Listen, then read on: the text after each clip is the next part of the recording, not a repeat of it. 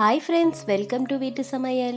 இன்னைக்கு நான் என்னோட ரொம்ப ஃபேவரட்டான டிஷ் பார்த்தீங்கன்னா காளான் சூப் எப்படி செய்யறதுன்ற வீடியோ தான் ஷேர் பண்ணியிருக்கேன். ஜென்ரலாக சூப்ஸில் நிறைய வெரைட்டிஸ் இருக்கு. அதுலேயே எனக்கு ரொம்ப பிடிச்ச ரெசிபியை தான் நான் இன்னைக்கு ஷேர் பண்ணியிருக்கேன். இந்த ரெசிபி எப்படி செய்யலான்றதை பார்த்துடலாம் வாங்க. அதுக்கு முன்னாடி வீட்டு சமையல் சேனலை ஃபர்ஸ்ட் டைம் பார்க்குறீங்கன்னா மறக்காம சப்ஸ்கிரைப் பண்ணிக்கோங்க. அப்புறம் ஆல் என்ற நோட்டிஃபிகேஷனை கிளிக் பண்ணிக்கோங்க. அப்பதான் நான் போடுற சமையல் வீடியோஸ் உங்கள் மொபைலுக்கு உடனே வரும். இன்னைக்கு நல்ல ஃப்ரெஷ்ஷான ஒரு பாக்ஸ் காளான் யூஸ் பண்ணிக்கலாம்.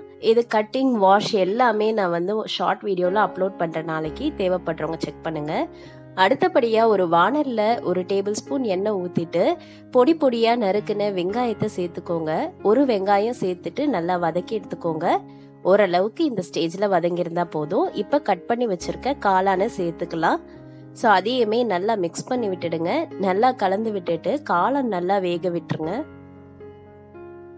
காளான் இதுலயே வெந்து வரும்போது தண்ணி பிரிஞ்சு வந்துடும். இந்த மாதிரி இந்த ஸ்டேஜ்ல நம்ம தேவைக்கேற்ப மஞ்சத்தூளும் ஒரு டேபிள் ஸ்பூன் சீரகத்தூளும் சேர்த்துக்கலாம். நல்லா மைய அரைச்சு சீரக பொடியை சேர்த்துக்கோங்க.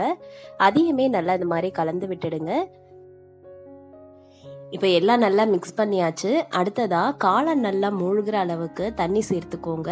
இப்போ தண்ணியிலேயே மஷ்ரூம் நல்லா வேகணும். நிறைய நேரம் கொதிக்க விடுங்க. குறைஞ்சபட்சம் 10-15 நிமிஷம் கொதிக்கட்டும். ஸ்டவ் வந்து மீடியம் ஃப்ளேமில் வச்சுருங்க. அப்படியே நம்ம சைடில் கார்ன்ஃப்ளவர் மாவு ஒரு டேபிள் ஸ்பூன் எடுத்து நம்ம கரைச்சி எடுத்துக்கலாம். இந்த ப்ராசஸ் எதுக்காக அப்படின்னா இது சேர்த்தா சூப் இன்னும் டேஸ்டாக வரும். கொஞ்சம் கூட கட்டிகள் இல்லாமல் இந்த மாதிரி கரைச்சி எடுத்துக்கோங்க.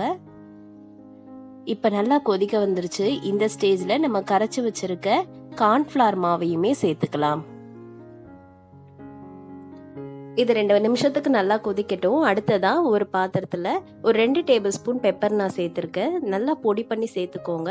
உங்களுக்கு இன்னும் பெப்பர் பவுடர் தேவைன்னா அதுக்கேற்ற மாதிரி சேர்த்துட்டு தண்ணி நல்லா கரைச்சிக்கோங்க. ஏன்னா பெப்பர் நல்லா கட்டி இல்லாம இந்த மாதிரி நைஸா கரைச்சி எடுத்துக்கோங்க. இப்ப நல்லா கொதி வந்துட்டு இருக்கு. இந்த ஸ்டேஜ்ல கரைச்சி வச்சிருக்க பெப்பர் பவுடரை சேர்த்துக்கலாம். பெப்பர் பவுடர் வந்து இறக்குற டைம்ல சேர்த்துட்டு நீங்க அடுத்ததா கொத்தமல்லியை சேர்த்து இறக்கிடுங்க. அவ்வளவுதாங்க, நம்மளோட சூப்பரான சுட சுட மஷ்ரூம் சூப் ரெடி ஆயிடுச்சு. கண்டிப்பா மழை காலத்துக்கு இது ஒரு நல்ல பெஸ்டான சாய்ஸா இருக்கும். நோய் எதிர்ப்பு சக்தி எல்லாம் அந்த டைம்ல ரொம்ப குறைவா இருக்கிறதுனால இந்த மாதிரி சூப் எல்லாம் சாப்பிட்றீங்கன்னா ரொம்ப வலுவாவே நீங்க ஃபீல் பண்ணுவீங்க. கண்டிப்பா உங்க வீட்டு குட்டீஸ்க்கு ட்ரை பண்ணி கொடுங்க. இந்த வீடியோ உங்களுக்கு பிடிச்சதுன்னா வீடியோ லைக் பண்ணுங்க. மறுபடியும் நெக்ஸ்ட் வீடியோல பார்க்கலாம். தேங்க்ஸ் ஃபார் வாட்சிங்.